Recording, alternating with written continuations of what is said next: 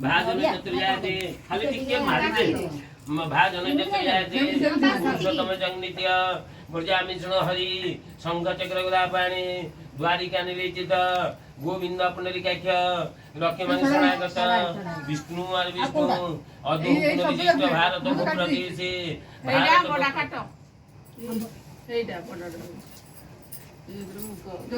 Party कले मु बंद होई जिमि तम कथा सेलु तापर मु कहि आगे कौन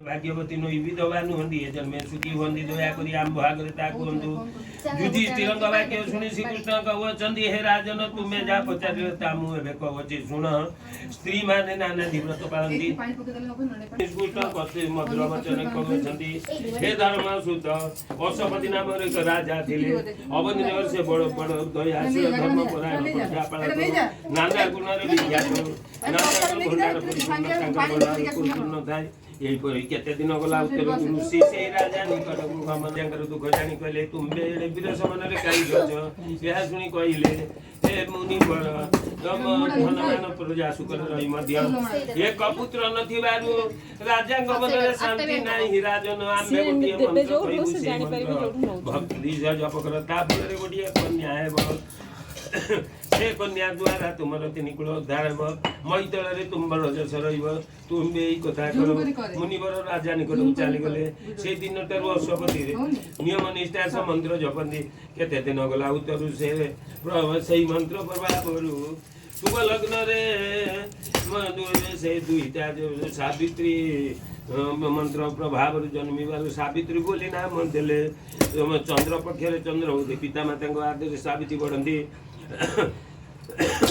क्रमे सावित्री 7-8 वर्ष है सावित्री संगे परिवार धरी ऋषि आश्रम को ऋषि मान सेवा करती ऋषि मैंने सावित्री को कल्याण करती सावित्री स्वप्न पुरुष मुख देखी ना दिनक सखी मान धरी वन विहार करुले हेमंत बेले ऋषि मान सहित एक सुंदर पुरुष देखिले से पुरुष को देखी चकु मोहित फिटाई पारे ना सावित्री ऋषि को पूछा राजा को कहले राजा कहले कन्या कन्या ये कन्या राजा राजा कहले से कहार मो पुत्र किपरि दुईतान को विधाता पथ पढ़ाइला यही समय सावित्री सासु ससुर नमस्कार करी कहले मु मध्य स्वामी को संगे वन को जीवी मधु आसिले भुंजीबी मते मना करंतु नाही मते मना करंतु नाही सावित्री पिता माता तांकठारु एपरि सुनी सावित्री सहित वन को गले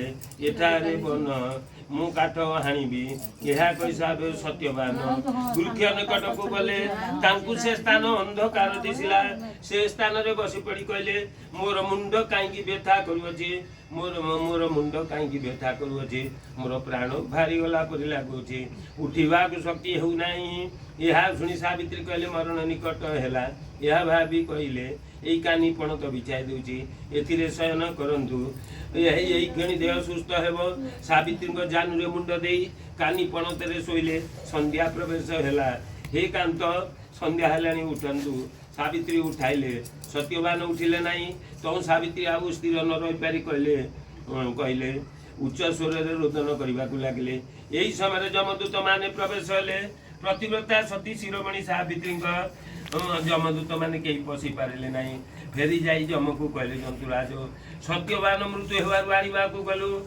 मात्र सत्यवान पत्नी सावित्री को देखी तांकर पाखरे पशि पारिलु नाही दूत मान को एपरी शुणी जंतुराज निजे निजे सावित्री निकट को गले सावित्री जानू उपर कांध को धरती अति आगतरे रोदन करुछंती सावित्री विकल देखी जंतुराज कहले हे मात कहीं रोदन करुछ रोदन कर नाही जन्म हेले मरण घटे जे जेतिक दिन शुए से दिन फेरी पूर्ण हेले फेरी चली जाए एथिपाई कहीं रोदन कर एति कहीं रोदन करुछ कांद नाही जमराज एपरी वचन शुणी सावित्री पचारुछंती तुम्बे किए से केउठारु आसिलो ता मो आगरे को मोर संदेह पेटिब जम सावित्री वचन शुणी जम सावित्री वचन शुणी मु जंतुपति जमराज सत्यवान को नेबा पई आसी अछि ଯମରାଜଙ୍କ ଠାରୁ ଏପରି ବଚନ ଶୁଣି ସାବିତ୍ରୀ ସତ୍ୟବାନଙ୍କୁ ଛାଡ଼ି ଦେଇ ଉଭା ହେଲେ। ସତ୍ୟବାନ ଦେହରୁ ଜୀବନକୁ ଯମରାଜ ବାନ୍ଧି ନେଇ ବାହାରିଲେ। ସାବିତ୍ରୀ ତାଙ୍କ ପଛେ ପଛେ ଗୋଡ଼ାଉଅଛନ୍ତି। ଜନ୍ତୁପତି ଲେଉଟି ଚାହିଁ ସାବିତ୍ରୀଙ୍କୁ ଫେରି ଯିବାକୁ କହିଲେ, ହେ ଜନ୍ତୁରାଜ, ମୋ କାନ୍ତ ଯଦି ତୁମ ଭୁବନକୁ ଯାଉଅଛନ୍ତି, ମୁଁ ମଧ୍ୟ ତୁମ ଭୁବନକୁ ଯିବି। ମୋତେ ସଙ୍ଗରେ ନିଅନ୍ତୁ, ମୋ ପ୍ରତି ବିରାଗ ହୁଅନ୍ତୁ, ମୁଁ ମଧ୍ୟ ତୁମ ଭୁବନକୁ ଯିବି। ବୃଥା ଏ ସଂସାରରେ ମୋର କିଛି କାର୍ଯ୍ୟ ନାହିଁ, ଚାଲ ତୁମ୍ଭ ଭୁବନକୁ ଯିବା। ତୁମ୍ଭ ପରି ସତସଙ୍ଗ ମୋତେ ମିଳିବ ନାହିଁ। ତୁମ୍ଭେ ଅନୁଗ୍ରହ କରି ମୋତେ ସଙ୍ଗରେ ନିଅ, ମୋ ପ୍ରତି ବିରାଗ ହୁଅ ନାହିଁ। ଏପରି ସାବିତ୍ରୀଙ୍କ ବିନୟ ବଚନ ଶୁଣି ଯମରାଜ ହର୍ଷ ଚିତ୍ତରେ କହୁଛନ୍ତି, ପ୍ରତିଗତା ସତୀ ଶିରୋମଣି, ମୁଁ ତୁମ୍ଭ ପ୍ରତି ଅତ୍ୟନ୍ତ ସନ୍ତୁଷ୍ଟ। ତୁମ୍ଭେ ସତ୍ୟବାନଙ୍କ ପ୍ରାଣ ଛଡ଼ା ଯାହା ମାଗିବ ଦେବି, ଯାହା ମାଗିବ। ଏପରି ବଚନ ଶୁଣି ସାବିତ୍ରୀ କହିଲେ, ମୋ ଶ୍ୱଶୁର ଅନ୍ଧ ଓ ରାଜ୍ୟହୀନ, ତାଙ୍କୁ ଚକ୍ଷୁ ପ୍ରଦାନ କରନ୍ତୁ, ରାଜ୍ୟ ପ୍ରଦାନ କରନ୍ତୁ। ଏହା ଶୁଣି ଯମରାଜ ହର୍ଷ ଚିତ୍ତରେ କହିଲେ। ସାବିତ୍ରୀ ତାଙ୍କ ପଛରେ ଗୋଡ଼ାଉଛନ୍ତି। ଯମ ଫେରି ଚାହିଁ କହିଲେ, ତୁମ୍ଭ ଗୃହକୁ ତୁମେ ଯାହା। ଶୁଣି ଜନ୍ତୁପତି କହିଲେ, ତୁମ୍ଭେ ନାରାୟଣ ଅଂଶୀ, ତୁମ୍ଭଙ୍କୁ ସେବା କରିବି, ମୋତେ ସଙ୍ଗରେ ନେଇ। ଏହା ଶୁଣି ଜନ୍ତୁପତି କହିଲେ, ହେ ସୁତ, ଆଉ କି ବର ମାଗୁଛ ମାଗ। ମୁଁ ଏହା ଶୁଣି ସାବିତ୍ରୀ କହିଲେ, ମୋର ପିତାଙ୍କର ଚକ୍ଷୁ ନାହିଁ, ଚକ୍ଷୁ ଓ ପୁତ୍ର ଦାନ କର। ଯଦୁପତି ତଥାସ୍ତୁ କହି ସାବିତ୍ରୀଙ୍କୁ ଫେରି ଯିବାକୁ କହିଲେ। ଫେରି ଯିବାକୁ ଗଲେ ଦେଖି ଯମରାଜ କହିଲେ, ହେ କନ୍ୟା, ସତ୍ୟବାନଙ୍କ ପ୍ରାଣ ଛଡ଼ା ମଧ୍ୟ ଏକ ବର ମାଗ। ସାବିତ୍ରୀ କହିଲେ, ସତ୍ୟବାନ ପରି ମୋର ସତେ କୁମାର ହେଉ, ମୋତେ ଏହି ଆଜ୍ଞା କର। ଯମରାଜ ସାବିତ୍ରୀଙ୍କ ଭକ୍ତି ଭାବ ଦେଖି ଭୋଳ ମନୁଷ୍ୟରେ ତଥାସ୍ତୁ କହି ଫେରି ଯିବାକୁ କହିଲେ। ମୁଁ ସାବିତ୍ରୀ କହିଲେ, ହେ ମାତ, ମଦଙ୍କ କଥା ନୁହେଁ, ଆପଣ ଯେଉଁ ବର ଦେଲେ ତା କିପରି ପଡ଼ିବ, କିପରି ତୁମେ ସତ୍ୟବାନଙ୍କୁ ଘେନି ଯାଉଅଛ, ମୋର ସତ୍ୟପୁତ୍ର କିପରି ହେବ। ଏହା ଶୁଣି ଜନ୍ତୁପତି ସ୍ଥିର ହୋଇଗଲେ। ପରେ କହିଲେ, ହେ ସାବିତ୍ରୀ, ଧନ୍ୟ ଧନ୍ୟ ତୁମ ସତୀତ୍ୱ, ତୁମେ ତିନି କୂଳ ଉଦ୍ଧାର କରିଲ, ମୋତେ ମଧ୍ୟ ବିନୟ ଗୁଣରେ ପରାଜିତ କଲ। ଏ କଥା ତୋର ଚିରକ୍ଷିତ ହେବ, ଯୁଗ ଯୁଗାନ୍ତରେ ତୋର ନାମ ବିଖ୍ୟାତ ଥିବ। ଜ୍ୟେଷ୍ଠ କୃଷ୍ଣ ଅମାବାସ୍ୟା ଦିନ ତୋର ନାମ ସ୍ମରଣ କରି ଯେଉଁ ନାରୀ ସୂଚିତ ମନରେ ସାବିତ୍ରୀ ବ୍ରତ କରିବ, ସେ ନାରୀ ଜନ୍ମେ ଜନ୍ମେ ସଦବା ରହିବ, ପତିପରାୟଣ ହୋଇ ପୁତ୍ରବତୀ ଓ ଧନବତୀ ହେବ, ଅନ୍ତିମ କାଳରେ ବୈକୁଣ୍ଠ ପ୍ରାପ୍ତି ହେବ। ଏହା କହି ଯମ ସତ୍ୟବାନଙ୍କୁ ଛାଡ଼ିଦେଲେ। ସାବିତ୍ରୀ ସତ୍ୟବାନଙ୍କ ପ୍ରାଣ ଧରି ଯେଉଁ ସ୍ଥାନରେ ସତ୍ୟବାନ ପଡ଼ିଅଛନ୍ତି ସେ ସ୍ଥାନରେ ପ୍ରବେଶ ହେଲେ। ସାବିତ୍ରୀଙ୍କ ହସ୍ତରୁ ଜୀବନ ଯାଇ ସତ୍ୟବାନ ପିଣ୍ଡରେ ପ୍ରବେଶ ହେଲା। ସତ୍ୟବାନ ନିଦ୍ରା ଉତ୍ତପତ ପରି ଉଠି କହିଲେ, ଆଗ ପ୍ରିୟ, କେତେ ରାତ୍ର ହେଲାଣି, ମୋତେ ଉଠାଇଲ ନାହିଁ, ପିତାମାତା ବଡ଼ ଦୁଃଖରେ ଥିବ। ଏହା ଶୁଣି ସାବିତ୍ରୀ କହିଲେ, ନିଦ୍ରିତ ଲୋକଙ୍କ ନିଦ୍ରା ଭାଙ୍ଗନ୍ତି ନାହିଁ, ନିଦ୍ରିତ ଲୋକଙ୍କ ନିଦ୍ରା ଭାଙ୍ଗନ୍ତି ନାହିଁ। ଆଜ ରାତ୍ର ଏହି ବୃକ୍ଷ ମୂଳରେ ରହିବା, ସକାଳ ହେଲେ ଗୃହକୁ ଯିବା। ସତ୍ୟବାନ ସାବିତ୍ରୀଙ୍କ ଏପରି ଦୃଢ଼ ବଚନ ଶୁଣି ସେଠାରେ ରହିଲେ। ସତ୍ୟବାନ କହୁଛନ୍ତି, ଆଗ ପ୍ରିୟ, ଆଜ ରାତିରେ ମୁଁ ଗୋଟିଏ ସ୍ୱପ୍ନ ଦେଖିଲି। ଯମରାଜ ଆସି ବାନ୍ଧି ଘେନି ଯାଉଥିଲା, ତୁ ତା ପଛରେ ଗୋଡ଼ାଉଥିଲୁ, ବହୁ ବିନୟରେ ତୁମର ଜୀବନ ଆଣିଲୁ। ଏପରି ବଚନ ଶୁଣିଲି। ସାବିତ୍ରୀ କହିଲେ, ନିଶ୍ଚୟ ହୋଇଥିବ। ଏମନ୍ତ ସମୟରେ ସତ୍ୟବାନ ପିତାମାତାଙ୍କୁ ଅତି ବ୍ୟାକୁଳ ହୋଇ, ଏତେ ରାତ୍ର ହେଲା, ସତ୍ୟବାନ କାହିଁକି ଅଇଲା ନାହିଁ, ସଙ୍ଗରେ ବହୁକୁ ନେଇଛି, ବନରେ କି ବିପତ୍ତି ପଡ଼ିଲା, ମୋର ଚକ୍ଷୁକୁ ଦିଶୁ ନାହିଁ, ମୁଁ କେଉଁ ଆଡ଼େ ଯିବି। ଏହା ଭାବି ଶୋକ କରନ୍ତି। ନିକଟରେ ଋଷିମାନେ କହିଲେ, ହେ ରାଜା, କାହିଁକି ଶୋକ କରୁଅଛ, ତୁମର ସମସ୍ତ ମଙ୍ଗଳ ହେବ। ଆମ୍ଭକୁ ସେହିପରି ଦୃଶ୍ୟ ହେଉଅଛି। ଋଷିମାନଙ୍କର ଏପରି ବଚନ ଶୁଣି ସେମାନେ ସ୍ଥିର ହେଲେ। ପରଦିନ ସତ୍ୟବାନ ସାବିତ୍ରୀଙ୍କୁ ଗୃହକୁ ଆଇଲେ। ମୁନିମାନେ ପଚାରିଲେ ଦେଖି ଅତି ଆନନ୍ଦରେ ପଚାରିଲେ, କାଲି ରାତ୍ର କେଉଁଠାରେ ଥିଲ। ତହୁ ସାବିତ୍ରୀ କହିଲେ, ହେବେ କଥା ସତ୍ୟବାନ। ଏହା ଶୁଣି ମୁନି ଧ୍ୟାନ, ଧନ୍ୟ ରାଜଜେମା ତ ପିତାମାତା, ଧନ୍ୟ ମୃତପତିଙ୍କୁ ଜିଆଇଲୁ, ପିତାର ଅପୁତ୍ରିକ କୁଳ ରକ୍ଷା କଲୁ, ଶ୍ୱଶୁରକୁ ରାଜ୍ୟ ଓ ଚକ୍ଷୁ ପ୍ରଦାନ କଲୁ।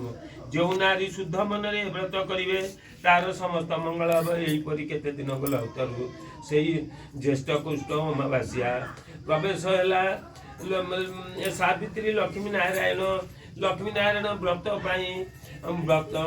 व्रत प्राप्त काल उठिले स्नान कले पाटपतन पिंधिले घर लिपा पोछा कले मुग बतुराइले ताल नड़िया खजुरी कोले आंब कदली कला मारी नुआ लुगा सर्व आयोजन कले लक्ष्मी नारायण स्थापिले घृत दीप जाली निशंकुड़ी द्रव्य मान बाढ़िले लक्ष्मी नारायण स्मरण करी नैवेद्य कले पूजा शेषर प्रसाद बांटिले शाशु शशुर गेरस्तु गाड़िले प्रसाद पाइले से दिन ठारू सावित्री व्रत विख्यात है साम्राज्य पाई सुखरे रहिले सावित्री संगरे सत्यवान राजा हेले सावित्री सत्य कुमार है अति सुखरे राजत्व कर अंतेश्वर कपूर गले जो नारी शुद्ध मती सावित्री व्रत करती से फल लाभ हुई सावित्री कथा दे चित्त दे जो नारी शुणई तार सर्वशुभ हुई चित्त दे जो नारी शुणई तार सर्वशुभ हुई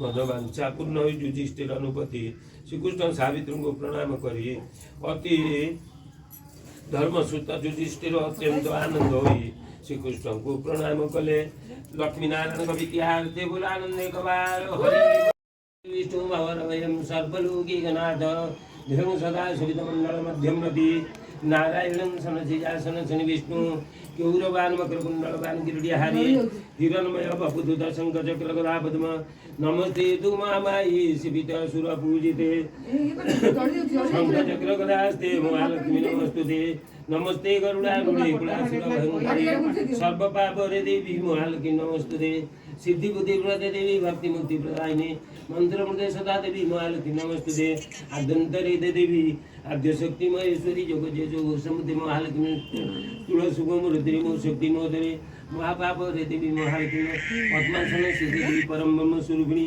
परमेश्वरी जगन्नाथ महालक्ष्मी नमस्तुते श्वेतांबरम देवी नानालंकार भूषिते जगस्थिति जगन्नाथ महालक्ष्मी नमस्तुते महालक्ष्मी जगन्स्तोत्र जपठिते भक्तिमानर सर्वसिद्धि महात्पति राज्य प्राप्ति सर्वदा एक कालपटे नित्य महापाप विनाशन द्विकालीपटे नित्य धन धान्य समन्वित त्रिकालीपटे महाशत्रु विनाशन महालक्ष्मी भव नित्य प्रसन्न वरदान शुभा इतिन्दं कृत्वा महालक्ष्मीष्टकं सदा संपूर्ण स्व समस्ते मंत्रहीनं क्रियाहीनं भक्तिहीनं गुणार्जनं रजपूजितं महादेव परिपूर्ण तदस्तु अपराधे परिहार आउ थे मंत्रहीन क्रियाहीन भक्तिहीन जनार्दन जजपूजित महादेवी परिपूर्ण तदस्तु अपराधे परिहार समस्त मान शरीर पगे दिया सब